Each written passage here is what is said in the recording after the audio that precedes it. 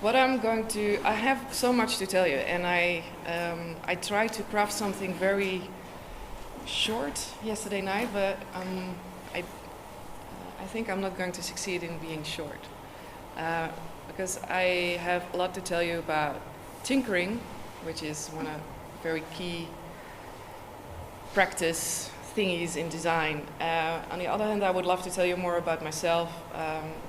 I'm a teacher here, full-time now, but I'm also, in my spare time, if there is any, a transmedia producer, and I'm working with Floris Kaayk on his digital projects. I think you have heard his name yesterday. So I could tell you about our first project and fill an hour with that, which will learn you a lot about transmedia, I think. But on the other hand, I'm working with a group of people on our own, how do you say, maybe company to be, and it's called Hacker Story, and it has everything to do in getting storytellers, designers, and coders, or web developers in the same room to work on a project together from the get-go. So everything you've heard yesterday from Corrine and what Jan-Jaap is telling you today, that pretty much is what Hacker Story achieves to do. No fussing around. You have 2 days, you have some ideas, you're gonna make it. And no excuses, so you have to work hard those 2 days, but it will give you a lot of insights. So I'll just start with tinkering. This is a presentation of one of my Hacker Story colleagues. His name is Hai Krane, and I pretty much hacked his presentation because it was easier and faster. So my presentation to you will be about the benefit of just hacking your way through your first prototype. And I'm going to take a huge detour, but I think the ride will be pretty nice. In Tinkering Lies Perfection, he presented this only a couple of days ago to my 4th year minor participants. How do you say that? They are following a program in data design. And in the ideal world, when a designer is happy, has enough energy, you'll get to your prototyping pretty fast. But we're humans, we have insecurities, we have a social life, we have an agenda, we have loads of other things to do. And so the tinkering part is actually the ideal world, but it's something often postponed.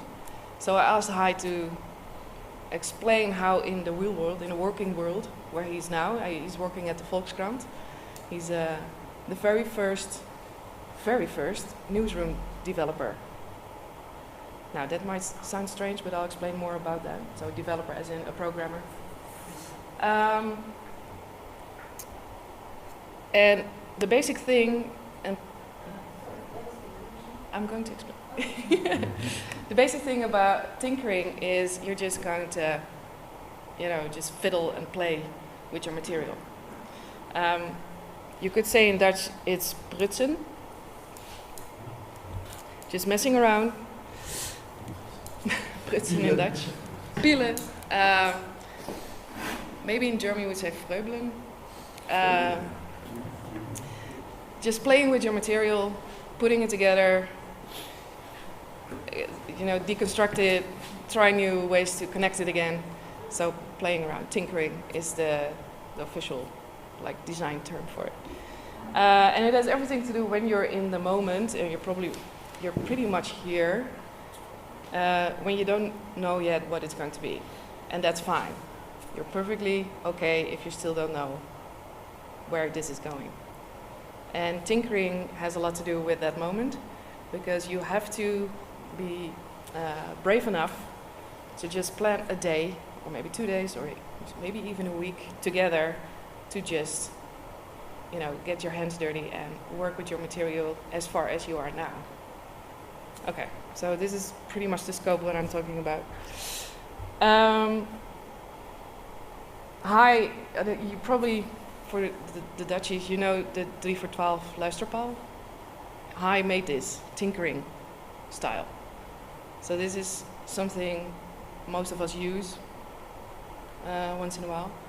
But getting to a certain clear concept of a player, he had to tinker away. When this was built, there were no concepts to look at.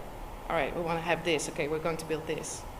Of course, there's audio. You have radio. You have YouTube. But 3 for 12 wanted something very specific. So you need to kind of embrace. Okay, we're going to, like, with our blind minds, we're just going to try it out. Together, a couple of weeks ago, we went to Istanbul to create a tinkering experience for inexperienced tinkerers, in a way. Our participants were grantees from the Open Society Foundation. Open Society Foundation is some sort of an NGO who wants to stimulate democracy in the world. So these people are academics, activists, writers, poets, and they were all together in Istanbul during a conference where usually only discussion, creative sessions, but nothing there in the program to build. Yes. So they invited us, Hacker Story, to provide an experience for them how it is if you want to translate your ideas or your projects to maybe a digital world or to a more tangible thing, a product, for your audience, for your target group, instead of a report or a paper or an email. So what we did, we had a room which looked like this, and we brought in some creative coders. It's another word for developers who work more creatively, programmers, could you say. And we put them, each had a team. Yeah, good. Each had a team, and they had no material at the beginning. And I have some footage later on in this presentation, but I want to take you one step back. This tinkering experience, the image is not that awesome, but we apply this to the editor-in-chiefs of the Dutch big newspapers as well. We were working with like the editor-in-chief of the Volkskrant, the NRC, Financieel Dagblad. So we had a group of, people who know about making newspapers. It happened a couple of months ago, and what's interesting, we offered them, I think it was within an hour, they had to make 18 new concepts of possible homepages. And I do this because we explained to them, it doesn't have to be in your browser. You can, invent something for any kind of device you think is interesting. So we gave them an exercise, something similar we did in Istanbul with our participants. We said, okay, so you have a target audience, let's say students. The product is books, and the device is up to you. So we gave them little nuggets to combine and creatively brainstorm about it. So one of the first concepts they came up with is, students, they need study books, and we have smartwatch, so they probably need summaries on their smartwatch. So going into a tinkering phase, or we also say a purge, these were their first ideas. Okay, we're going to do something that already exists, but it's new because the device is new. Okay, then we tried to push them a little bit further and said, okay, well, what if you have, if you only have audio, but it's about books? So, okay, they reached out to known concepts like digital reading club. We tried to push them a little bit further. Okay, this already exists. So they had to do 80 in an hour. So that's a lot of ideas. 80 or 18? 80. Yeah.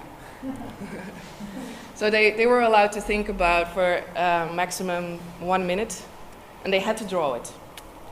So you can tell from, I think this is an earlier concept, that they wanted to use words. And I said, no, you have to start drawing it. Okay, so this is a process of an hour, and then they started realizing, oh well, maybe we can, be very exclusive and make the app really expensive. Going through the process of sit down and give yourself a limited amount of time actually helps getting a little bit more creative. So when we said journalists, real-time news, and disaster, I think it was about half an hour in, they started realizing, okay, so we can really do anything. Yes, you can do anything, but you have to draw it. And then they came up with, the Google smart car is coming, the self-driving car. And they, wouldn't it be nice for journalists if in the car the navigation system could read your notes, make it into an article, and then send it to the main office, so you can go on to your next item. I said, well, now you're getting into your thing. So we got away from the whole homepage idea pretty quickly, but that's okay. Everything is allowed. And they had some white wine in their hands, so things got a little bit funny as well. So with a target audience of 60 plus, elderly people, local news for Vlissingen. It's like funky combinations. They started realizing, so we can implement digital concepts in any way we like. So we don't have to stay with the laptop, or we have to stay with devices that, are the first you think of. So they said, well, what if we put in a GPS tracker in their roller, I don't know how you say it in English, in their the walking chairs. And we do an iPad on it, and so they can track each other where everybody is, because when you're old and you're in an old people home, you're pretty lonely, you're always lost. Maybe you have dementia. Maybe it's nice to take them in some kind of virtual experience where they can relive their youth memories and share that on the iPad. So they got really crazy about all the possibilities they could use. So it's a fun experience. Part of tinkering is just, allowing it to go in any direction. Not everything they made in that hour is useful. But one lady came to me and said, well, I realized something doing this after an hour. I don't really consider all these possibilities. And doing this with you for an hour, having to draw it, not being allowed to explain it in words, but I have to draw it, helps me see all the opportunities I don't use. And she was from the Dutch broadcast Afro. So they kind of like the whole experience of the tinkering is not to be productive per se, to have something at the end that's straight away useful and producible. But it helped her and also our participants in Istanbul to see a whole new world that they didn't knew existed. And something similar my colleague Hai is doing at the Volkskrant. So they have a technical department there, but the department is actually in Belgium. And that department never talks face-to-face really with the journalists. Maybe by phone or by email, but they're far apart. So the whole philosophy we have with Hacker Story is they need to sit at the same table. They have to, when a new idea comes in, they will start brainstorming together, which is, I think, something you maybe do for the first time in this project. And what's interesting that this is the newsroom Hai is working at the moment. So they have a cross-media room with a data journalist, a data visualizer, a web designer, newsroom developer, and the chief, editor-in-chief. So teams, like the future we're moving towards, is teams are having new roles, new participants, and they bring, it's like the combination of these new skills, they bring new flavors. And something I want to highlight with actually what this is actually his story, but he's making specials. So this team is not working for the normal daily news. They're doing their own productions, taken from items that maybe are big in the paper edition, but they give it a digital translation. But it's never the same thing. It's not a one-to-one copy. So they give it a treatment in their own way. And with tinkering, if you plan this in, if you have the discipline to, let's say, we'll do this on a Wednesday, and we're going to dive in our material, and we're just going to think of like 20, 50 concepts. There will be some forms or formats you come up with you can actually recycle, maybe further on in your process. It's somewhat like academics when they make a lot of notes. It's like your treasury. It's something like that. You have like a box of possibilities and ideas. You never know if you're going to use it, but you'll probably see at the end of your project, oh, we need something like that. Good, we have it. We have it right here. And that's what Hai is doing as well. At his own website, he's making tiny pieces of art. And you wouldn't really call them art, maybe, but they're things like this. So he makes generators of all kinds of weird politicians, like Wilders. And he can make them in a day or an afternoon. And what he does with that, like this is another one, he explores possibilities. So he has tiny moments of tinkering for himself, maybe once a month or every 2 weeks. And he just explores what he can do with some ideas he already has and executed, but he tweaks it and gives it a new function. That is tinkering too. So it's when you're not sure where you're headed with your project, making time for tinkering helps you explore maybe also what you already have. Something old may appear as something very useful.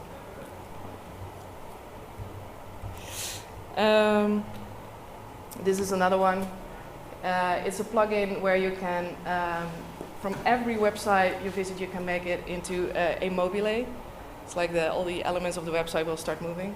So it's just a creative outburst from him. And the interesting thing is, I just want to, did I put it in? No, I didn't. What he did with all those pieces of art, he actually is using it at the Volkskrant right now. He made an interactive confession tool. So in order to read someone else's confession, you have to put in yours. And this framework, he actually used it for the Volkskrant with an item they did about drugs. So he's recycling his ideas a year later on. And it all comes from just experimenting, just playing around with it in his own spare time. But it was very needed at this point. And now as a newsroom developer, he has this huge trunk of possibilities he can take from. I was just talking to Dan, and when you're at the beginning of your project, when everything is still scary and open, it's very useful to build in some speed. Not speed as in we need to go very speedy to that end goal, but be speedy in building in quick actions. So of course you also need time to think, but get together maybe as a group or as a duo to just get into it, make it into a concept, and we'll probably do that this afternoon, and discover what challenges lie ahead, and then tweak it, and then maybe leave it, or just leave it for a while, consider something new. And this is something that he's implementing at the Volkskrant at the moment. So all the specials he's making with his team are small. They're not like these huge digital monuments with multi-interactions as you saw yesterday with Corinne. Like they're productions you can do in 3 days or a week, maximum 4 weeks. So they are able to iterate and learn from their own formats as well. So they recycle a lot. not everything has to be new every time. And of course, the tinkering, or prutsen. So they are not a team that knows exactly how everything works. I think, Rick, you had a lot of questions for Corinne yesterday about how do you test it. The thing that's becoming more and more important is that you test it, but the best way to test is to make it, launch it, see how people react, and then learn from it and develop further. So the testing part works best in reality. And of course you can do it with your own team, as Karina was pointing out yesterday, but it's something like asking the artist whether he likes his own art, which is either very cynical, no, never, because it's never finished, and then it will never get launched, or it's something a little bit too optimistic and a little bit too complicated. Something I've learned from is this movement. Part of this movement is Vincent Morissette, or more in French, Vincent Morissette. He's a Canadian, and he's making quite interesting, for me, interactive stories that have very simple interaction. And the philosophy he's using in his work is do well with nothing, do better with little, and do it now. So the whole, draft your plan first, sketch it first, and building all these steps in to make the building part the last bit. They want to reverse it. All right. Of course you can do all that, but why not also build at the beginning? And maybe you just do a little thing, just one part of your idea. Maybe just explore how being in a tunnel feels like, and just see what maybe new ideas come when you're exploring tunnels as a metaphor. I just want to show you a reaction of one of our participants in Istanbul. She has no design experience, no technical experience at all.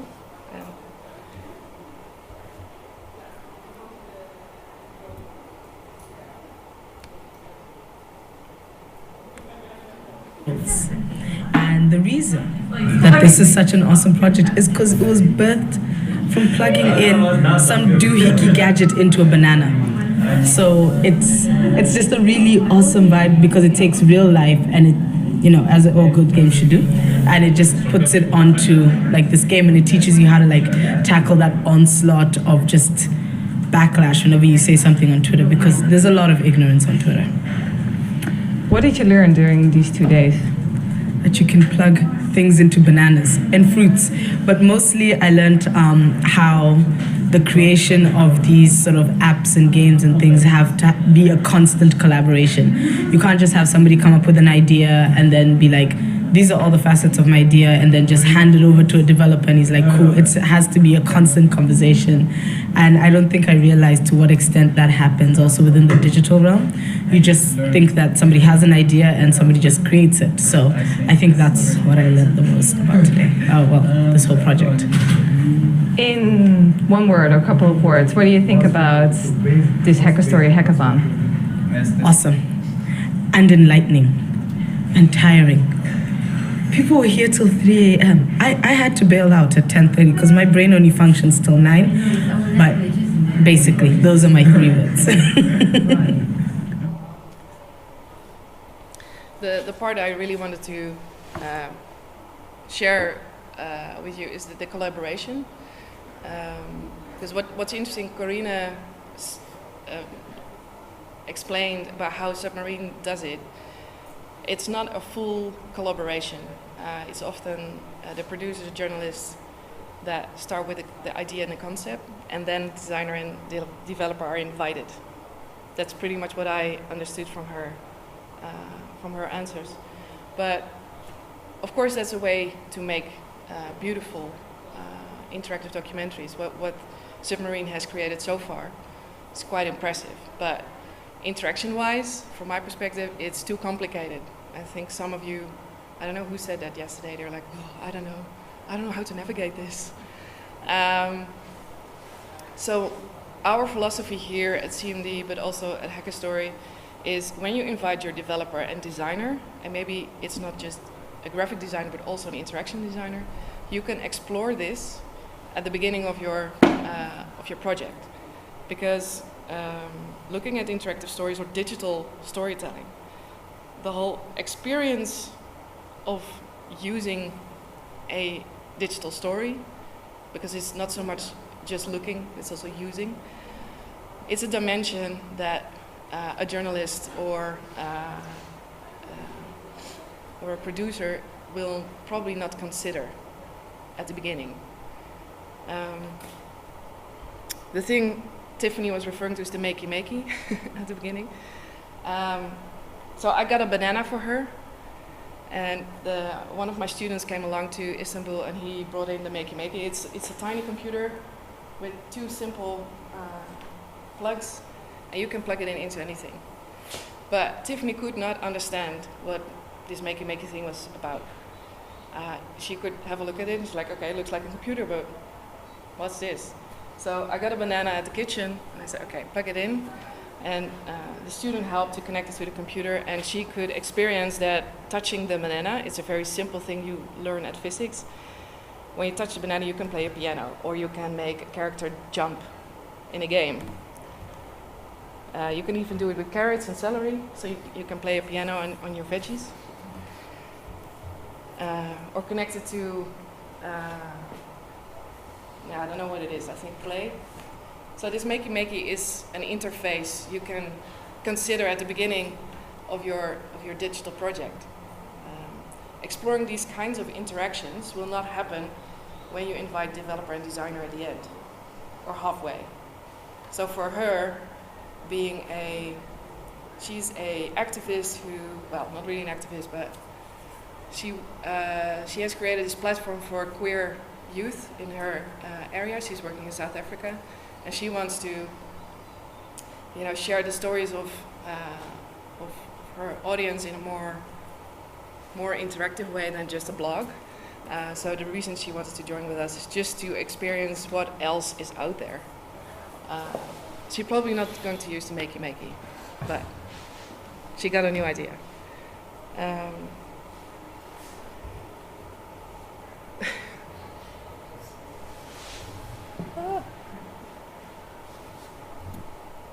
We built a game that teaches young people how political systems work. It basically allows you to run a country as a company, so you can bring it from a closed society to an open society. What was the best part from the last 2 days? I think it was just a moment where everyone sort of fell in love with the idea and just started working on it very, very intensely. It was very interesting. Most of the work was done on paper and pens without the actual use of the computer. So everyone was able to easily participate, even without their developer knowledge. Of course, most of the hard work now falls on Roddy to actually develop the game, but everything else was, at the time, perfect, I think. Is your game going to change the world? I hope so. I don't have that many ambitions for it at this point. It's very, very basic. It will require a lot of experimentation and growing and updating, but at least we're able to showcase that the idea works originally, and that we were able to beat the game 3 times. It beat us 2 times, so I don't know. At this point, it sort of looks pretty balanced. So we'll see. What did you learn from these 2 days? I learned that ideas are the key. Story is most important, and that as long as you have passionate people, skills sort of fit into the requirements that people need. You don't have to have a particular set of skills, but people sort of find their niche and can come and deliver a product that works. Tell me in one word or a couple of words what you... Enough praise, but he's saying 3 things that strike me. He has no experience in design whatsoever. He never made a game before. What I later learned, he is a doctor, but he quit his practice to make work of emancipating youth in Macedonia. So he quit being a doctor just to do that. And he's looking for ways to do that in new ways than just reaching out with flyers and posters.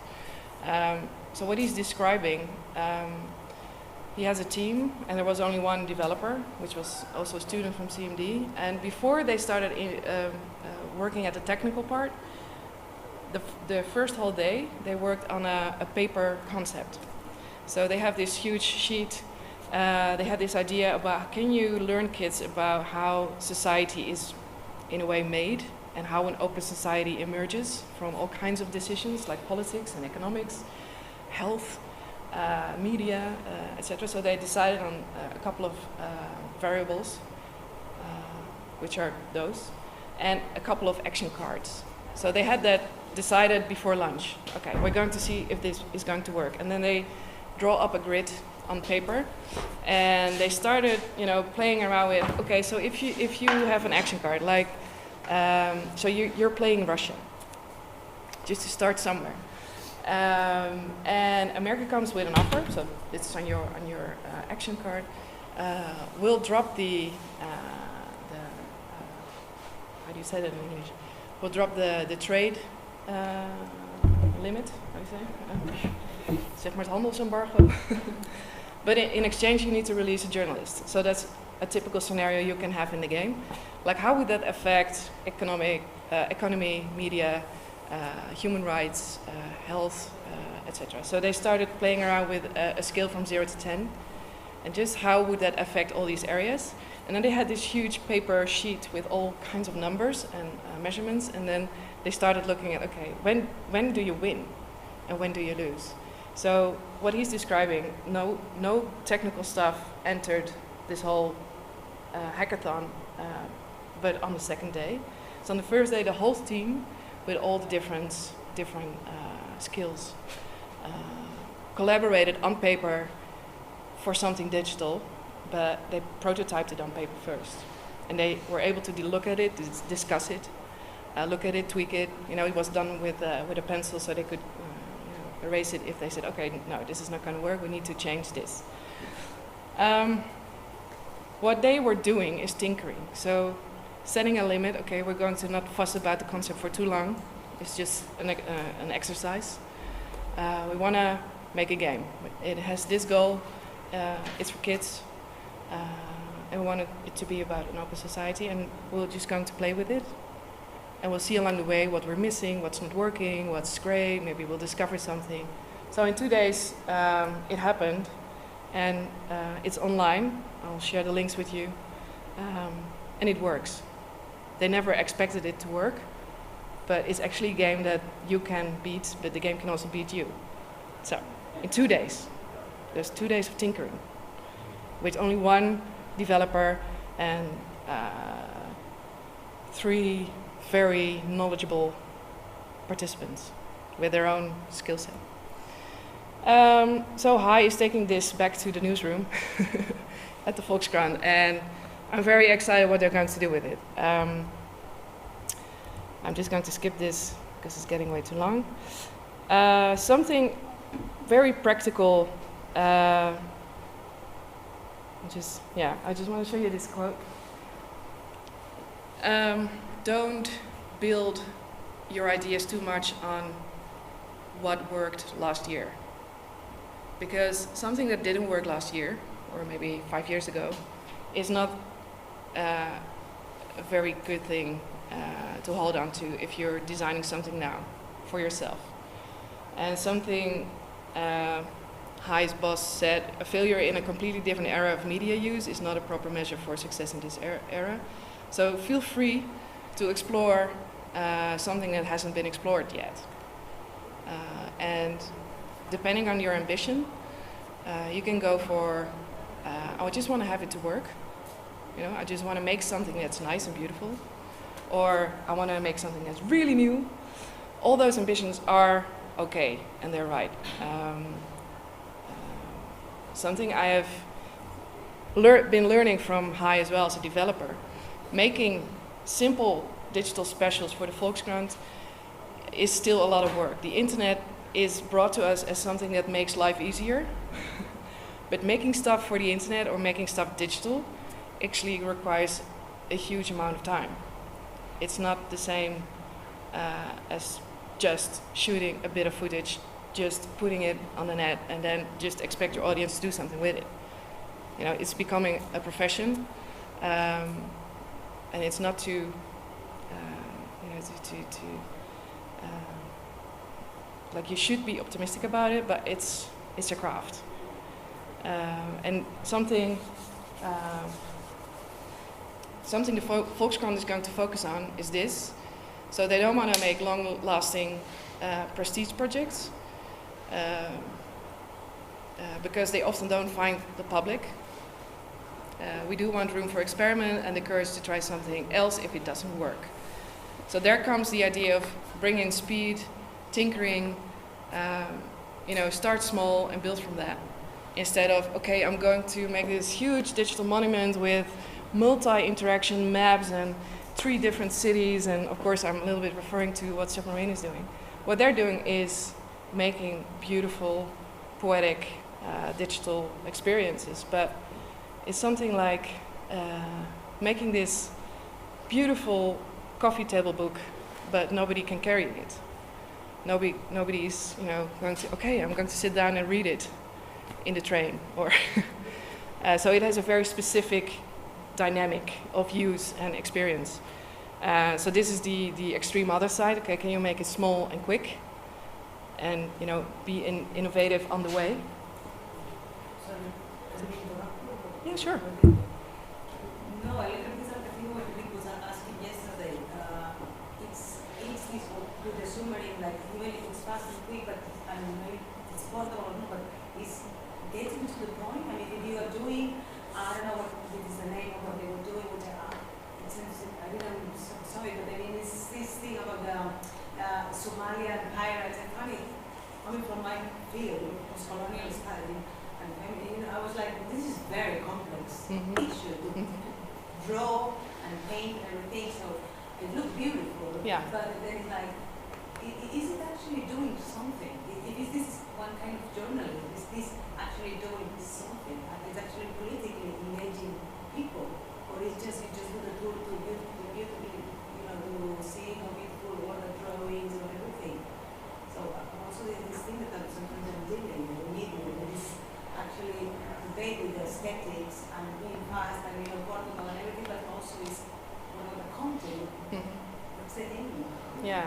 So you're wondering if such a project, such a experience as the last hijacking, if it actually has effect? Yeah, because for me, of course, the main meaning would be like a political reflection about the issue. Yeah. And then maybe it's not the way. It's you work together, all of these things. It has to be maybe portable. It has to be this. You cannot lose. I think you don't lose. No, that's a very good question, because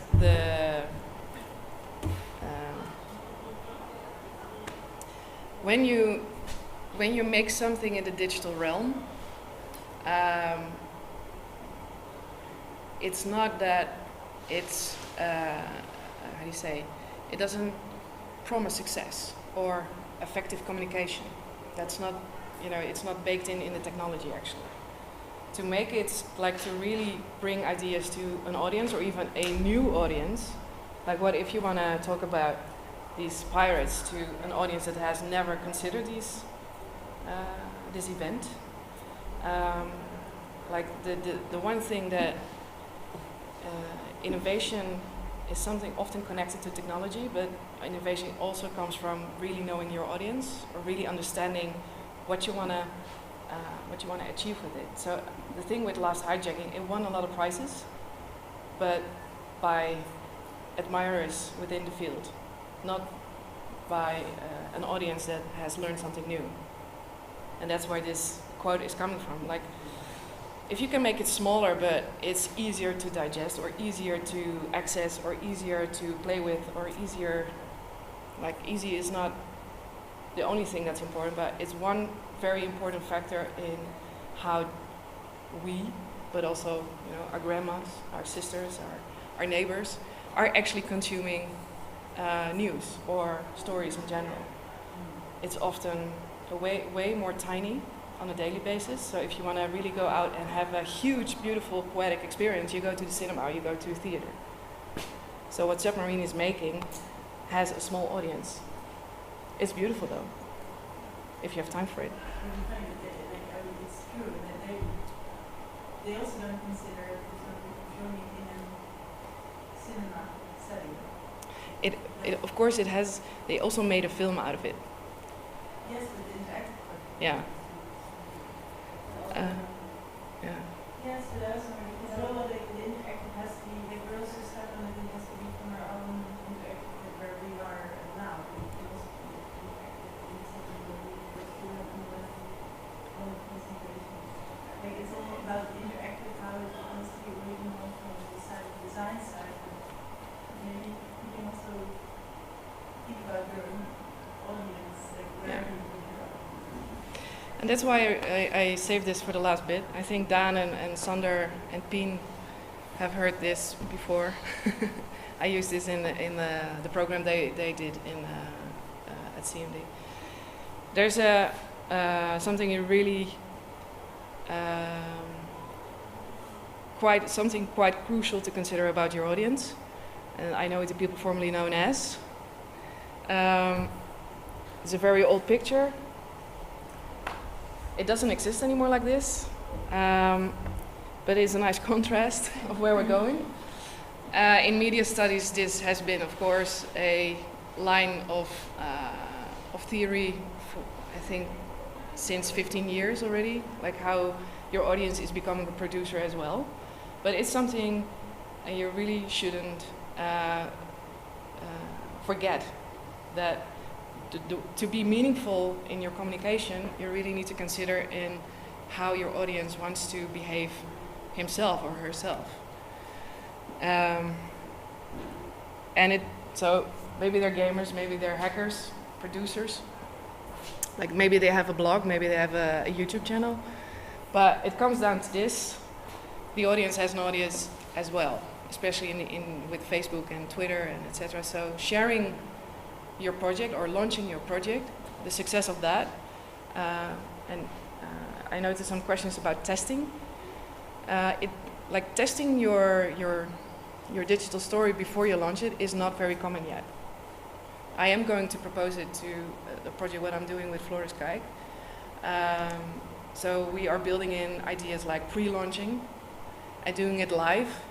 So we're kind of exploring in how we can make this project because it's going to be a digital monument. It's going to be a huge thing, not a very easy, accessible thing. So we are thinking about how can we involve the audience in, stepping into this world. But they will probably want to talk about it, either with their digital friends or with their friends present. So this sounds like the realm of marketing, but it's something I believe is something that you should do in your own project as well. Think about, how am I going to offer it to the world? And it has a lot to do with the word experience design, you know, right? Yeah. I think this graphic explains it well.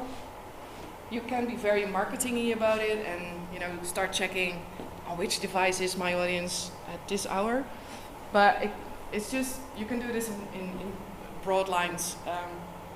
Think about, depending on the device you want to use, or maybe it's just a browser, maybe it's an installation. Where in their consumption routines or in their media use are they going to enjoy this? How are they going to behave with it? Still, like, to me, this is really limited to audience in the sense that it is a limited in the house setting, it's like you're like really super jump and like the way like my research, I have to think, I know like how to force, like how to work with audiences that are super, that are professional, that have to work like, and I think like in this, like I would love if you can see like policymakers that are forced to work with interactive media in order to make decisions instead of their choice of going the documents that we have to produce with the right, everybody knows what we're tweaking it, just like right now, so then the practice is like right for the pages, because that makes it something more serious, but like it's just so. But for these three, like that's also audiences that are also people that why only limit yourself to this like person at home? Oh yeah. Tools. And this is the same as like in farming, where that's for me with farming practices. That's where my critic comes from design and all. Like there's a huge stripe about the interactive tools for farms for practitioners in food value chains to use it to make things sustainable choices.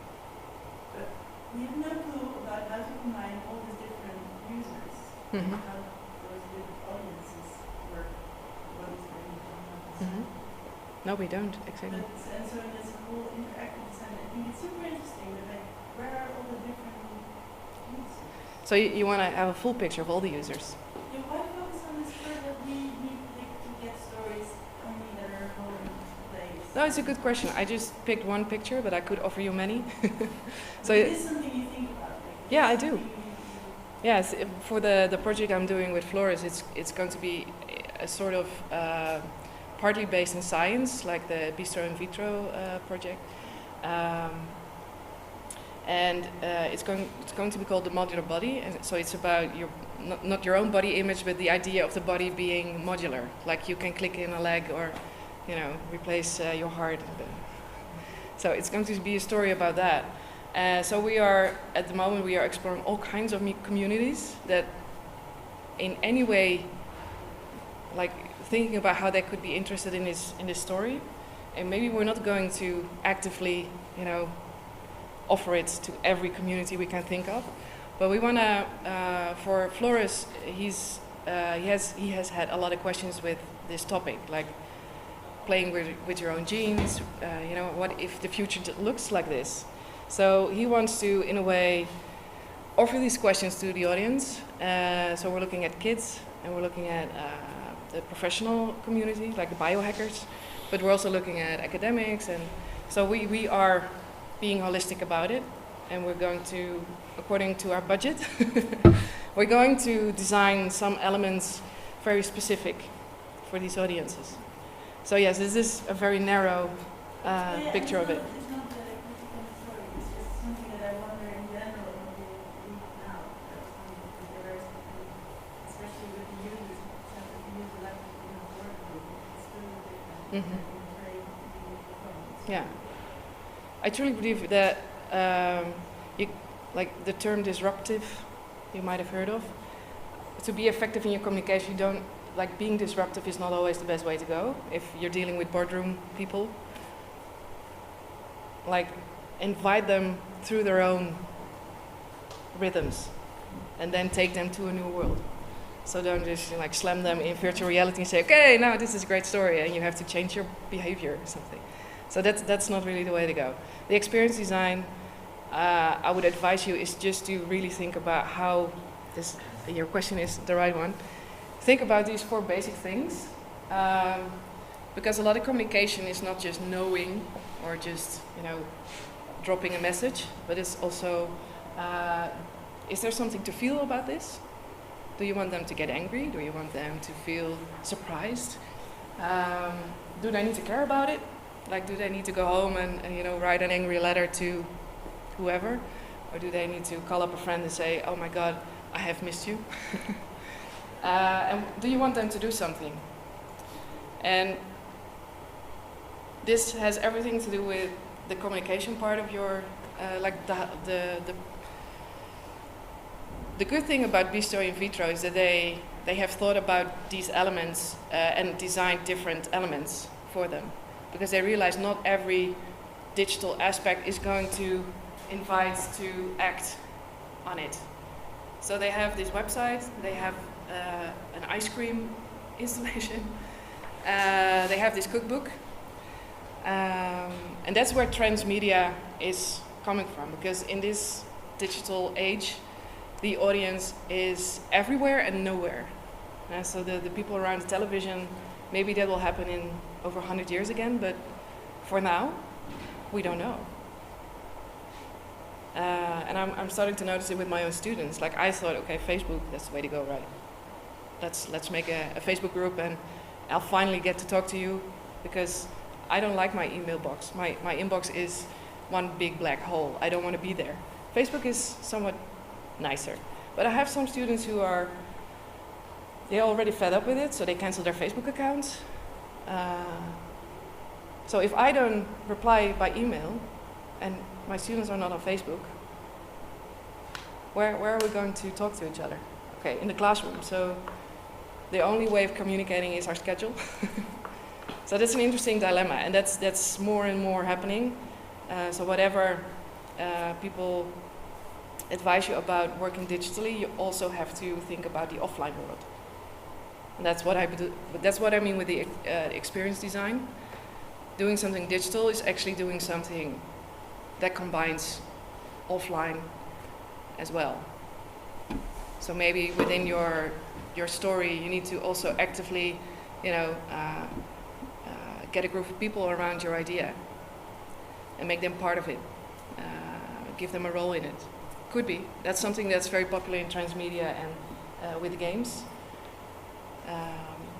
But you can do anything you like. So maybe the digital part is going to be very small, and you're going to have a huge offline part with it. And it's going to be temporary, maybe.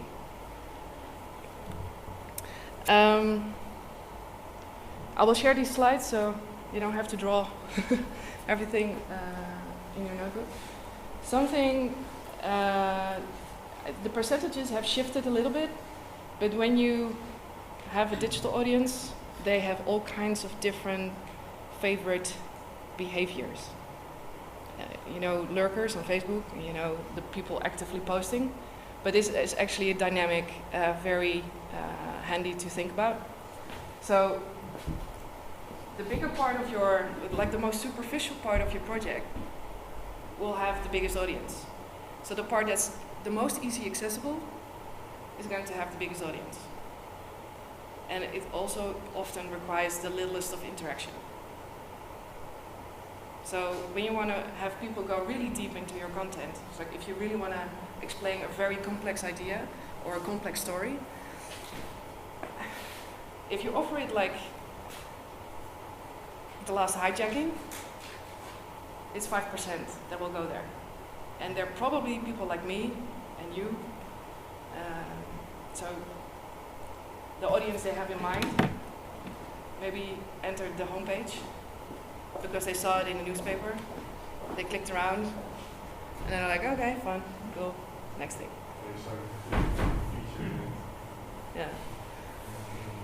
Yeah, but what's interesting, something I learned at the Volkskrant, when it's a little bit less difficult in interaction, people actually do really like to stay long in a interesting article. So the internet is not by default a place where people have no attention span. They have a lot of attention span. Like if you measure the time you are clicking all kinds of things on the internet, I lose hours with it. So designing that kind of attention has a lot to do with make it like easy to access. Like even if it's a web browser, make it not like, all right, here you have 20 options. Like really invite them in. Like just basically think about a theater or a movie. Like you really need to buy your ticket, buy your drink, go in it and really sit down and relax. Like these kind of experiences are something to consider when you're a bit further on in the project. So maybe it has different elements. And they don't all have to be in one concept, but they can be, they can be experienced in a row. What I offer my students is this idea, also design the stages of your audience engagement. And now I come back to the tinkering part. So what you heard Marianne saying, in one day, they realized all these things. And that's why we organize hackathons, because within a limited amount of time, you'll discover how it probably should work, how you can use it, what are things that you should tweak to make it pleasant to use, to play, if it actually, if your rule system works, how you can engage with it, and what more there is to test. or to try out. So the tinkering, this is more of a bit of a design step, but the tinkering helps you get all these insights at the beginning. So maybe some stuff you're worrying about, like, oh, but I really want people to share this, or I really want people to have a meaningful discussion. That means you have to try it out as quickly as possible. Maybe just on paper, or with a group of people in an afternoon. I have more where this is coming from, but I'll share this with you so you can have a look at it yourself. Is this interesting? Yeah, it's too much details, I think. So with a huge detour, tinkering, I organize hackathons to help you with that discipline. At the end of October, I have a virtual reality hackathon. I would love to invite you to come if you have time. What we do is we have some pieces of inspiration, some virtual reality pieces to experience, but you're going to make one in 2 days. There are some students with technical talents and design talents, and I'm inviting journalists, I'm inviting second years, fourth years. There are some lecturers from the Art Academy who are going to join. And you don't need to know all. You don't need to be an expert. So the hackathon is the place to lock yourself down for 2 days. Just play with it. And failure is possible, but is part of the experience, and you'll discover in which way virtual reality can be maybe a part of your project, or maybe not, but then you'll at least know how it works, and it's fun, and maybe in a year's time you're like, oh right, I knew that was possible, and maybe now I want to use it.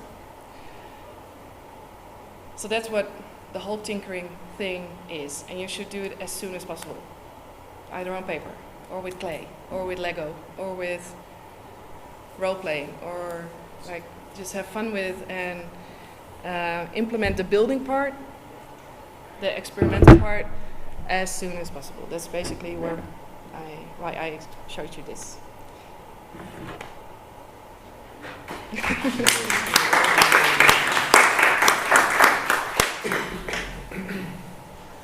Some questions were already asked, but maybe there are some other questions. It's 31st of October and 1 November. In Breda. In Breda. I'll put up a link so you can. Oh, you just subscribe.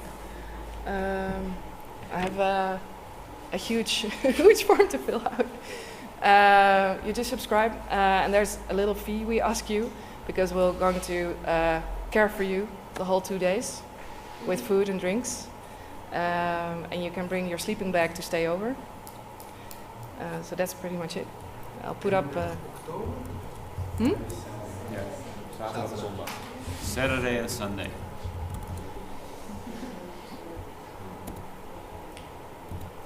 And we did it in the weekend because we want to invite some professionals, and they work on Monday to Friday, so that's why it's the weekend. Maybe it's also good to tell that it's part of the Playgrounds Festival, which is in Breda the 3rd and the 4th and 5th. Yes. And then in Amsterdam, it travels to Amsterdam for the weekend after.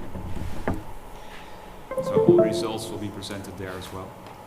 So it's a collaboration with this academy, Hacker Story, my thing, and Playgrounds. So if there are some successes during the weekend, we're going to display it on the Playgrounds Festival.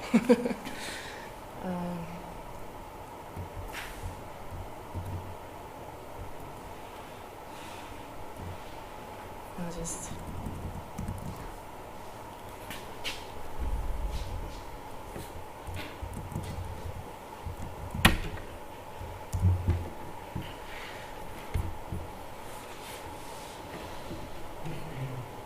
Can you read it?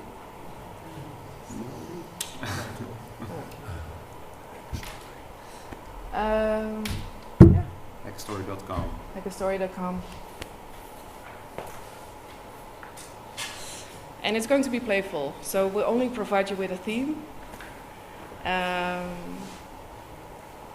You can do with it whatever you like. You can bring in your own material, but with virtual reality, there are some bigger technical challenges than normally.